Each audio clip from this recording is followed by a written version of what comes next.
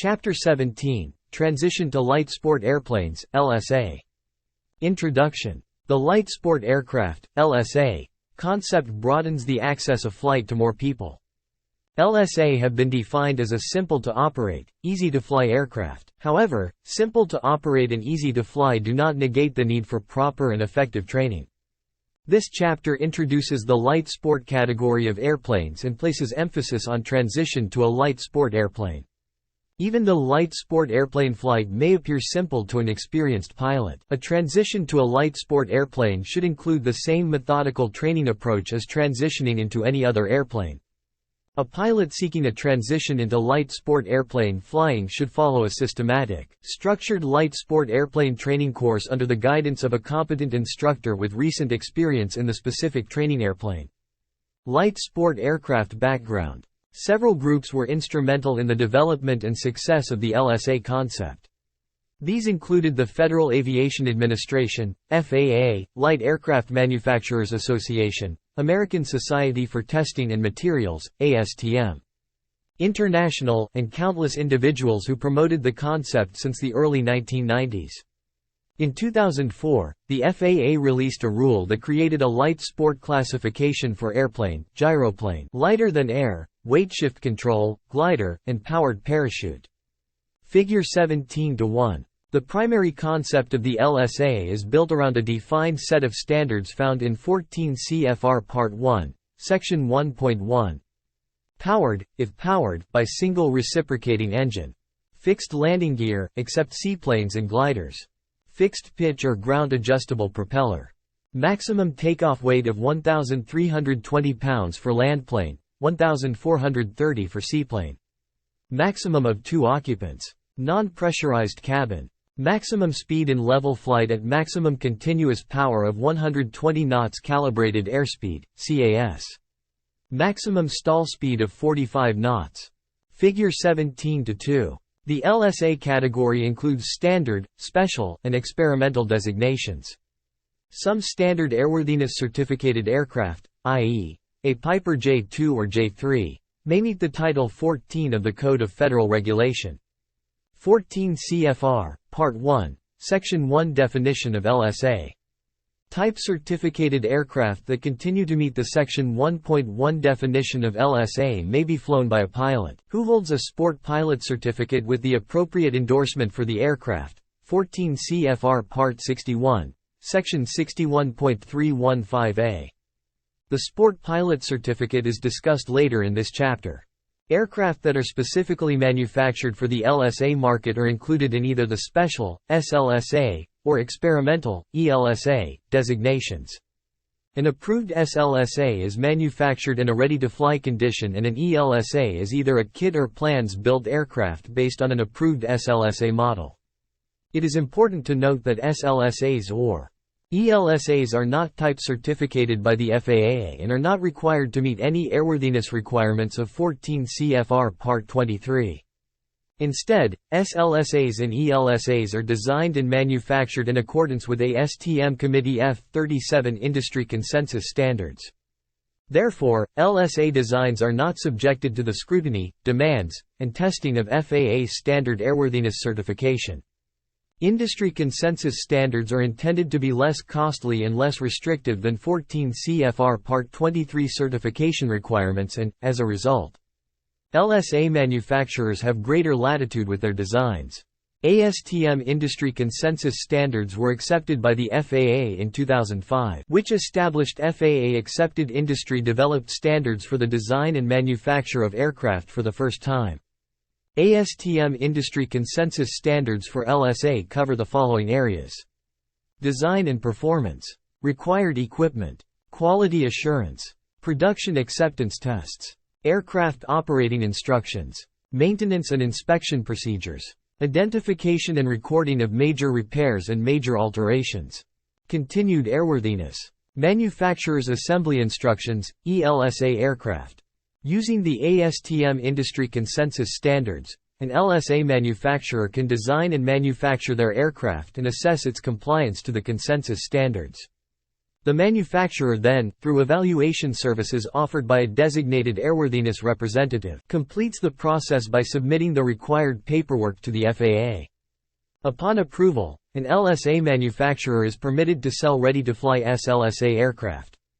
Light sport airplane synopsis.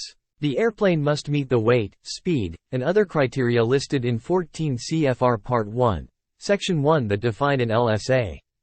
Airplanes under the LSA certification commonly find use in sport and recreation, flight training, and aircraft rental.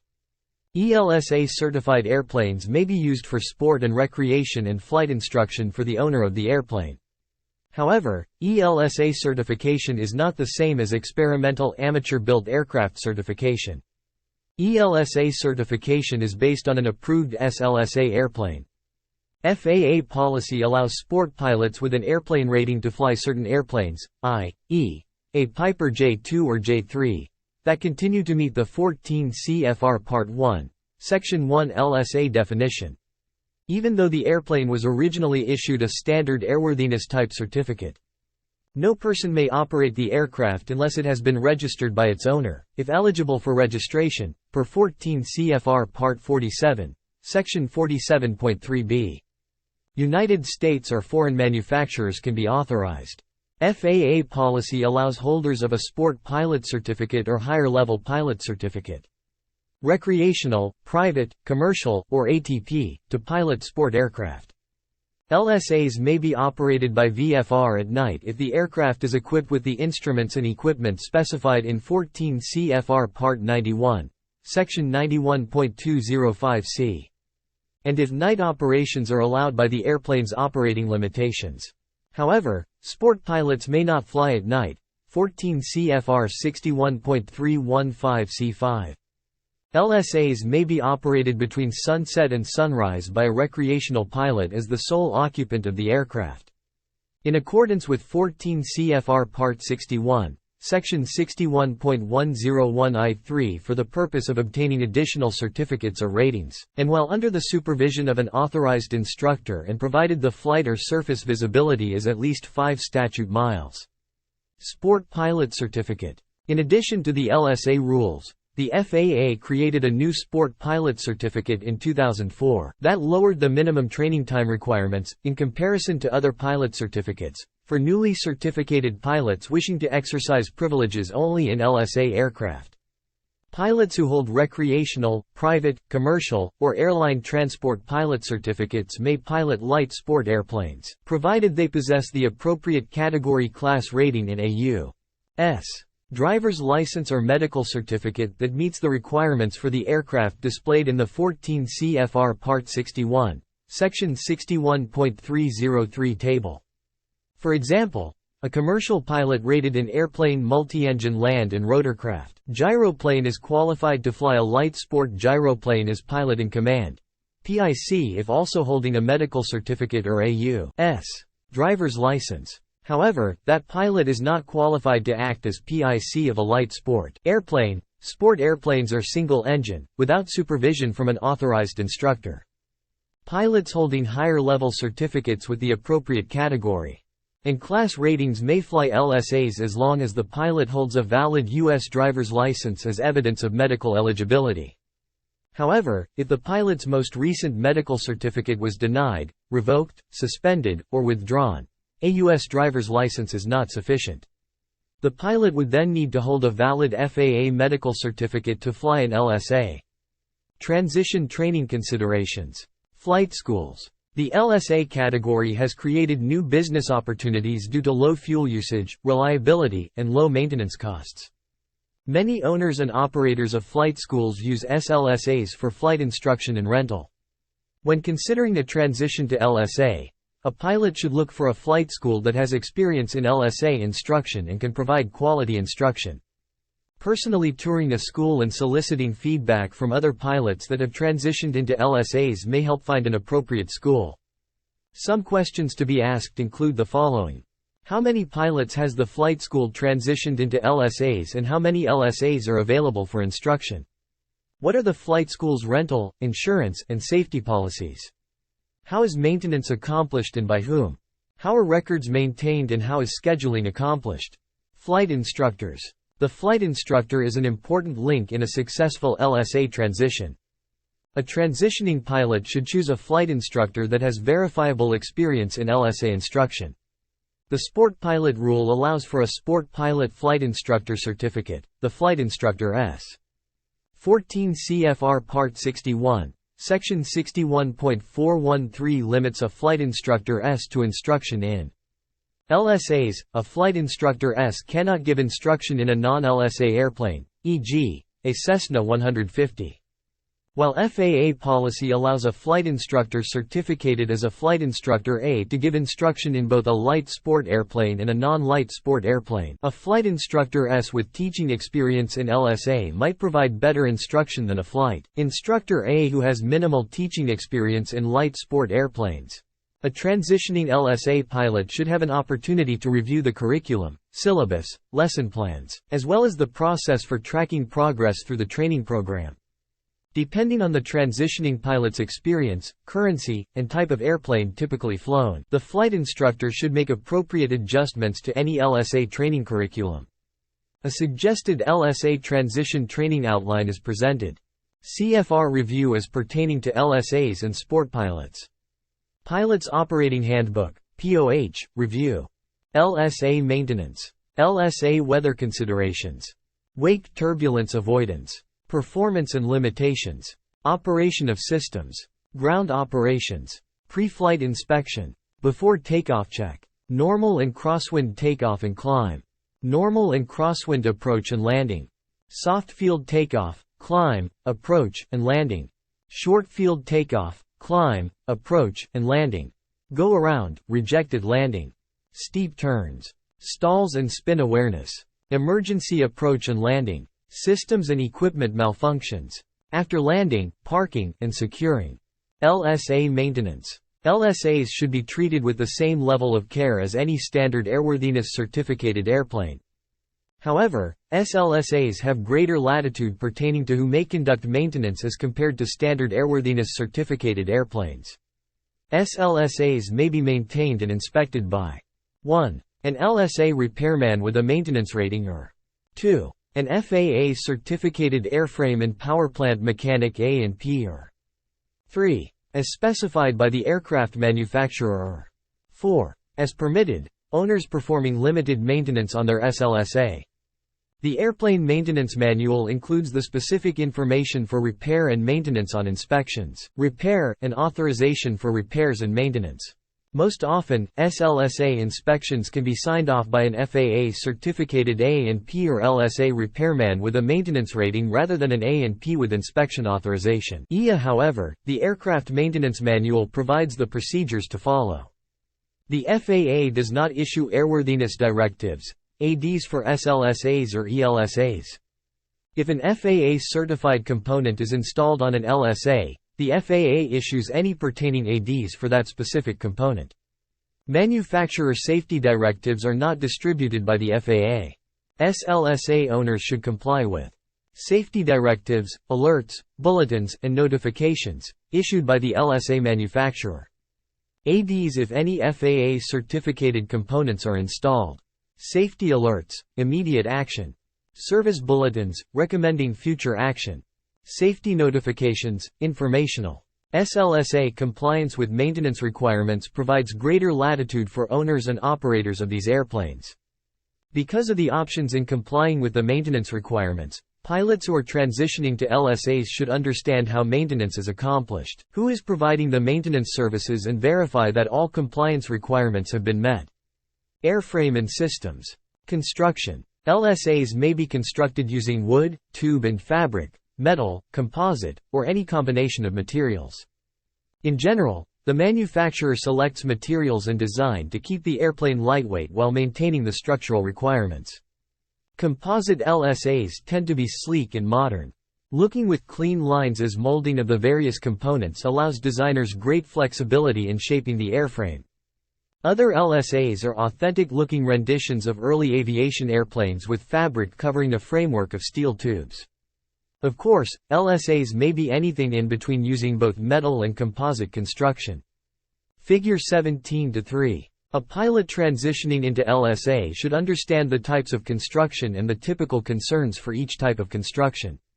Steel tube and fabric. While the techniques of steel tube and fabric construction hails back to the early days of aviation, this construction method has proven to be lightweight, strong, and inexpensive to build and maintain.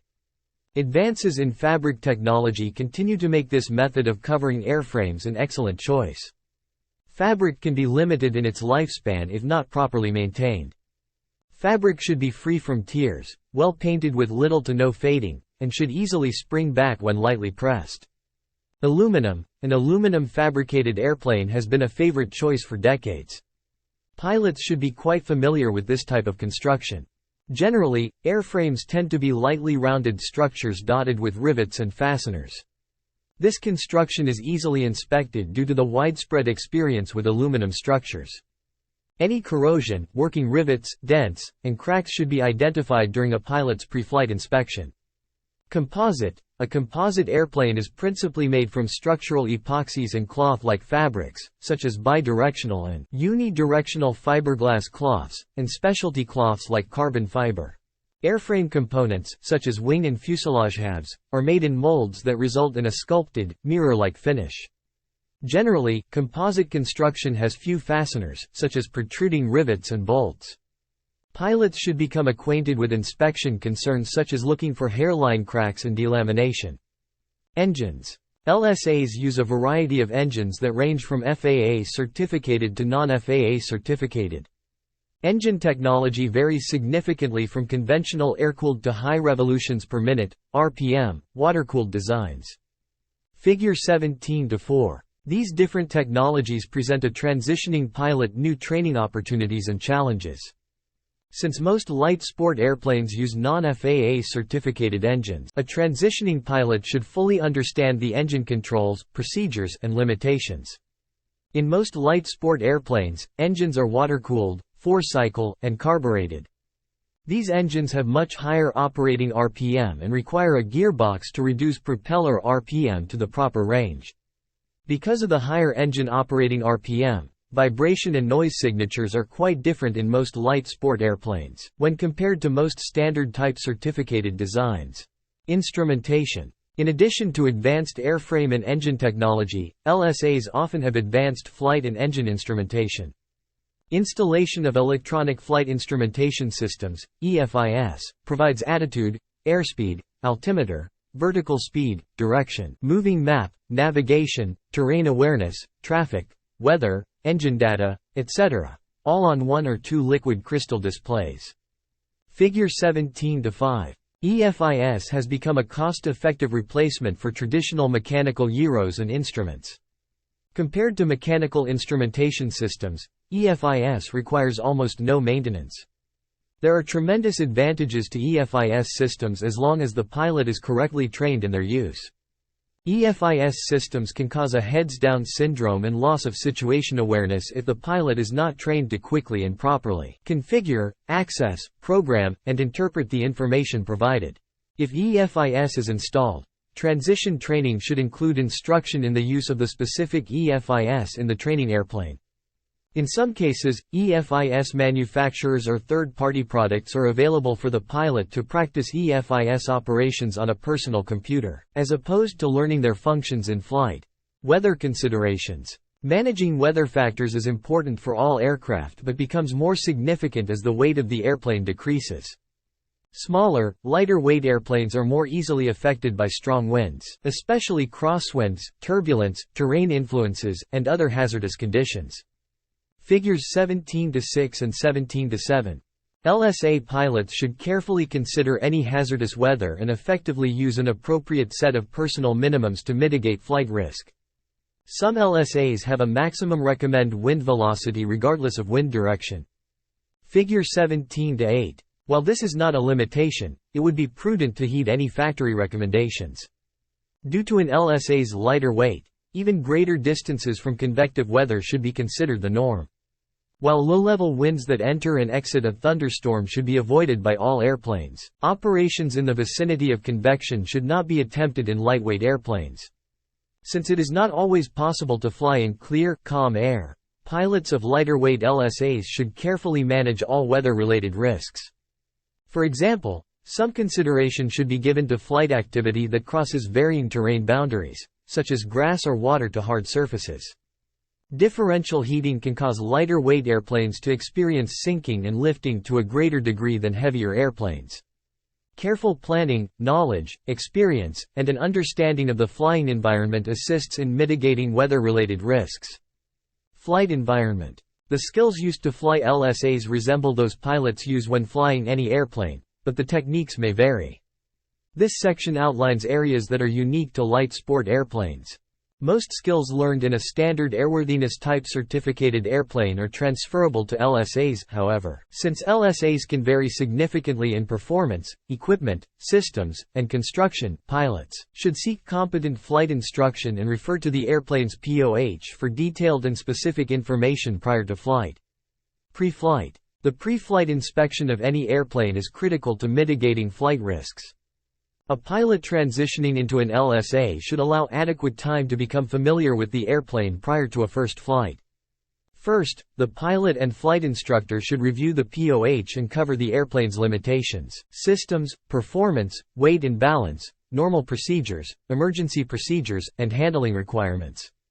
Figure 17-9. Inside the airplane. Transitioning pilots find an LSA very familiar when conducting a pre-flight inspection, however. Some pre-flight differences are worth pointing out. For example, many LSAs do not have adjustable seats but rather adjustable rudder pedals. Figure 17-10. Often, LSA seats are in a fixed position. LSA manufacturers have implemented various systems for rudder pedal position adjustment. Some manufacturers use a simple removable pin while others use a knob near the rudder pedals to adjust position. Shorter pilots may find that the adjustment range may not be sufficient, and an appropriate seat cushion may be needed to experience the proper range of rudder pedal movement. In addition, seats in some LSAs are in a semi-reclined position. The first time a pilot sits in a semi-reclining seat, it may seem somewhat unusual. A pilot should take time to get comfortable. Transitioning pilots should become familiar with the flight and engine controls. These may vary significantly from airplane model to airplane model. Some light sport airplanes use a conventional control stick while others use a yoke. One manufacturer has combined the two types of controls in what has been termed a stoke. While this control may seem unique, it provides a completely natural feel for flight control. Figure 17-11. Regardless of the flight controls, the pilot should perform a full range of motion check of the flight controls. This means full forward to full forward left to full aft left to full aft right and then full forward right. Verify that each control surface moves freely and smoothly. On some LSAs, aileron control geometry, in an attempt to minimize adverse yaw, moves ailerons in a highly differential manner. A pilot may see very little down aileron when compared to the up aileron. Pilots should always verify the direction of control surface movement. Elevator trim on many LSAs is electrically actuated with no mechanical trim adjustment available. Figure 17-12. Depending on the airplane, trim position indication may be displayed on the EFIS, an LED display, or with a mechanical indicator. On electric trim systems, as it is with any airplane, it is important to ensure that the trim position is correctly set prior to takeoff. Because trim positioning indicting systems vary widely in light sport airplanes, pilots should fully understand not only how to position the trim, but also how to respond to a trim runaway condition. Part of the pre-flight inspection should include actuating the trim switch in both nose-up and nose-down directions, verifying that the trim disconnect, if equipped, is properly functioning, and then properly setting the takeoff trim position. Depending on the engine manufacturer, the engine controls may be completely familiar to a transitioning pilot: throttle, mixture, and carburetor heat, however. Some engines have no mixture control or carburetor heat. Instead, there could be a throttle, a choke control, and carburetor preheater. Regardless, a pilot should become familiar with the specific engine installed and its operation. A transitioning pilot also needs to become comfortable with the difference between conventional engine control knobs and those found in LSAs. In standard airworthiness airplanes, control knobs are reasonably standardized. However, LSAs may use controls that are much larger or smaller in size. If the LSA is equipped with an EFIS, the manufacturer's EFIS pilot guide should be available for reference. In addition, the airplane POH likely has specific EFIS pre-flight procedures that should be completed. These checks are to verify that all internal tests are passed, that no red X's are displayed, and that appropriate enunciators are illuminated. Some systems have a reversionary mode where the information from one display can be sent to another display. For example, should the primary flight display, PFD, fail, information can be routed to the multifunction display, MFD. Not all LSA EFIS systems are equipped with the MFD or reversionary capability, so it is important for a transitioning pilot to understand the system and its limitations. Fuel level in any airplane should be checked both visually and via the fuel level instrument or sight gauges. In LSAs, fuel level quantities can be shown using a variety of systems. Some models may have conventional float-activated indicators while others may have the fuel level display on the EFIS with low fuel alarm capability. It is not uncommon for a light sport airplane to have advanced EFIS technology for attitude and navigation information, but have a simple sight gauge for fuel level indication. Fuel tank selection can also vary from simple on-off valves to a left-right selector. Fuel starvation remains a leading factor in aircraft accidents, which should be a reminder that when transitioning into a new airplane, time spent understanding the fuel system is time well spent. A ballistic parachute is a popular safety feature on certain LSAs.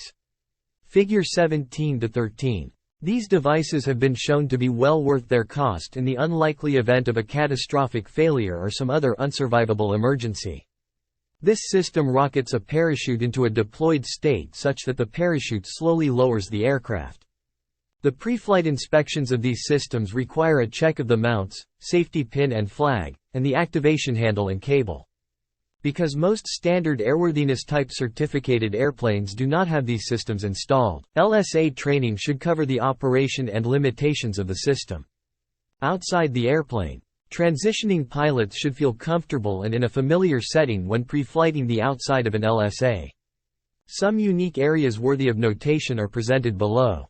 Propellers of LSAs may range from a conventional metal propeller to composite or wood. If a transitioning pilot is principally familiar with metal propellers, time should be spent with the LSA flight instructor covering the type of propeller installed. Many LSA propellers are composite and have a ground-adjustable pitch adjustment. There may be more areas to check with these types of propellers.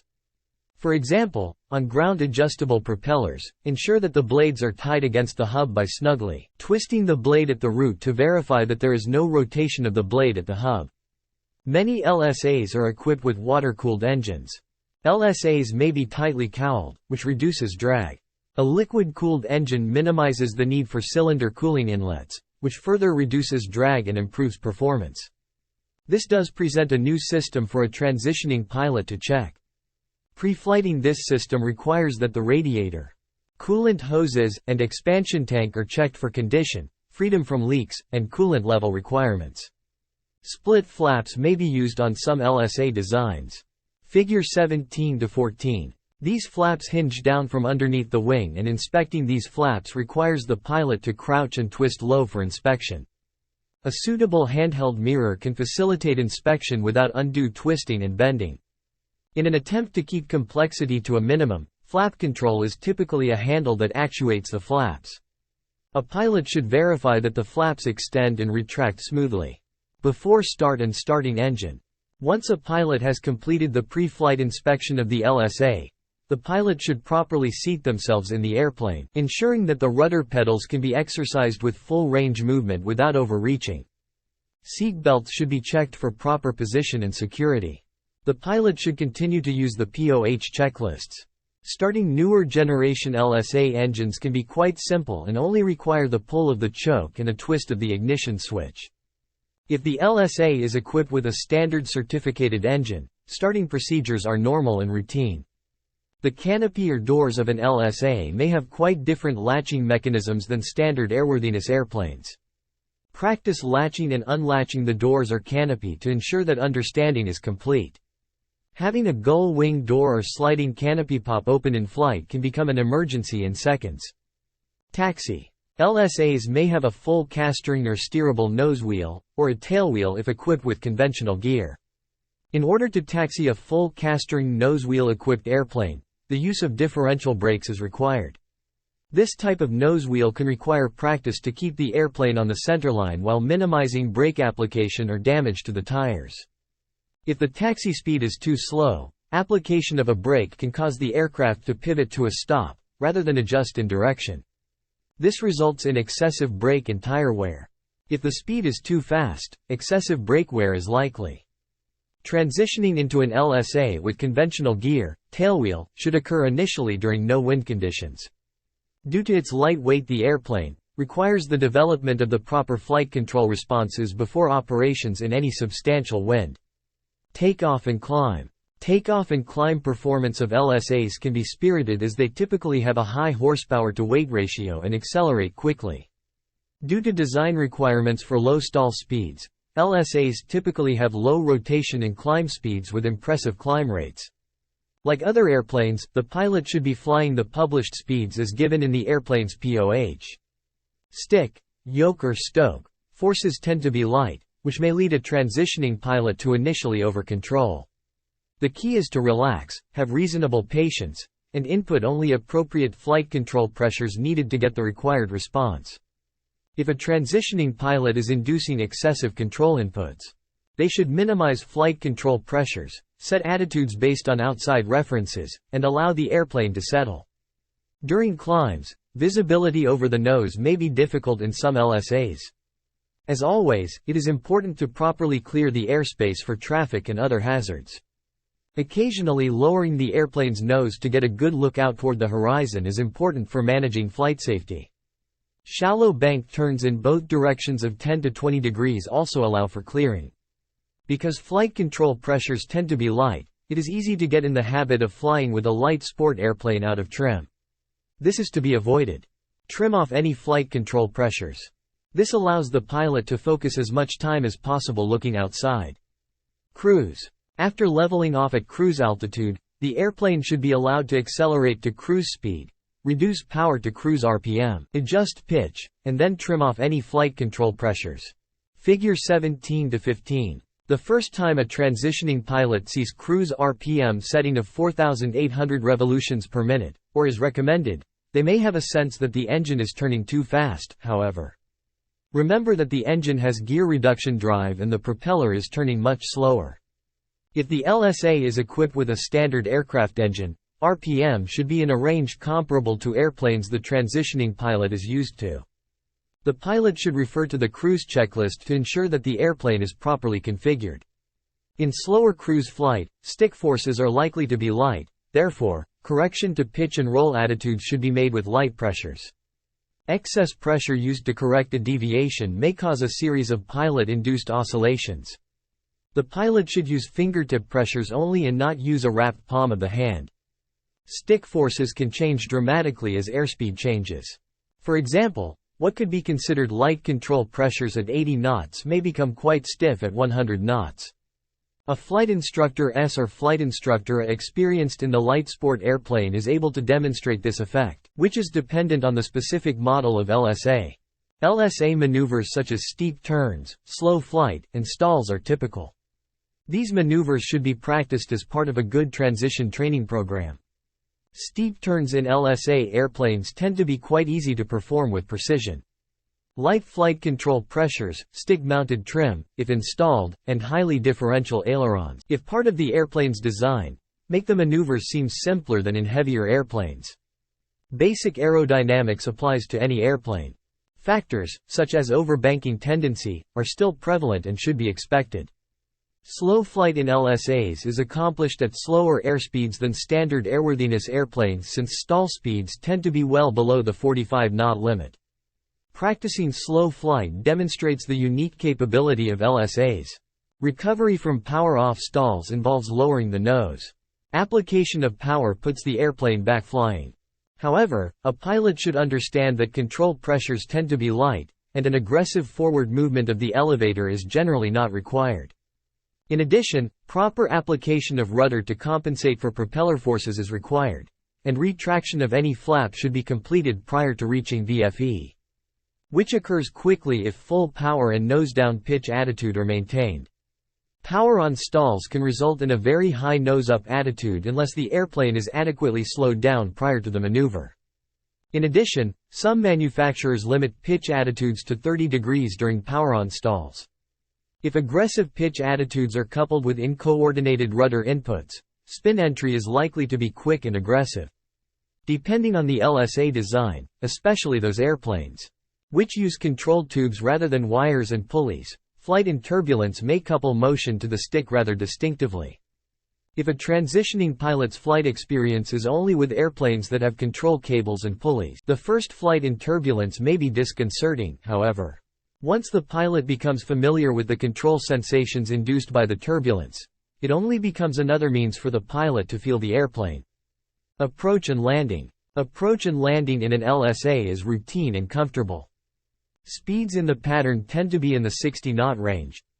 Flap limit airspeeds tend to be lower in LSAs than standard airworthiness airplanes, so managing airspeed is important. Light control forces require smooth application of control pressures to avoid over-controlling. Pitch and power are the same in an LSA as in a standard airworthiness airplane. The weight limit of light sport airplanes makes crosswind landings an important subject to focus on. The pilot should realize that strong gusty crosswind conditions may exceed the airplane's control capability, resulting in loss of control during the landing. Manufacturers place a maximum demonstrated crosswind speed in the POH, and until sufficient practice and experience is gained in the airplane. A transitioning pilot should have personal minimums that do not approach the manufacturer's demonstrated crosswind speed. Control application does not change for crosswind technique in an LSA. However, the LSA's weight, slow landing speeds, and light control forces can result in a pilot making control deflections that exceed those necessary to compensate for the crosswind. Emergencies. While an LSA is designed to be simple, a complete knowledge of its systems is needed such that a transitioning pilot is able to respond properly to any emergency. The airplane's POH describes the appropriate responses to the various emergency situations that may be encountered. Figure 17-16. Consider a few examples. The EFIS is displaying a red X across the airspeed tape, electric trim runaway, or control system failure. The pilot should be able to respond to immediate action items from memory and locate emergency procedures quickly. In the example of trim runaway, the pilot needs to quickly assess the trim runaway condition, locate and depress the trim disconnect, if installed, or pull the trim power circuit breaker. Then, depending on control forces required to maintain pitch attitude, the pilot may need to make a no-flap landing due to the flap pitching moments. If the EFIS blanks out and POH recovery procedures do not reset, the EFIS, an LSA pilot may have to be prepared to land without airspeed, altitude, or vertical speed information. An effective training program covers these emergency procedures. Post-flight. After the airplane has been shut down, tied down, and secured, the pilot should conduct a complete post-flight inspection. Any squawks or discrepancies should be noted and reported to maintenance. Transitioning pilots should insist on a training debriefing where critique and planning for the next lesson takes place. Documentation of the pilot's progress should be noted in the student's records. Key points. LSAs with an open flight deck, easy build characteristics, low cost, and simplicity of operation and maintenance tend to be less aerodynamic and incur more drag. When combined with their low mass and inertia, these LSAs tend to decelerate rapidly when power is reduced. When attempting a crosswind landing in a high-drag LSA, a rapid reduction in airspeed prior to touchdown may result in a loss of rudder and/or aileron control, which may push the aircraft off of the runway heading. To avoid loss of control, maintain airspeed during the approach. When power is reduced, it may be necessary to lower the nose of the aircraft to a fairly low pitch attitude in order to maintain airspeed. If the pilot makes a power-off approach to landing, the approach angle will be high, and the landing flare will need to be close to the ground with minimum float. This is because the aircraft will lose airspeed quickly in the flare and will not float like a more efficiently designed aircraft. Too low of an airspeed during the landing flare may lead to insufficient energy to arrest the descent and may result in a hard landing.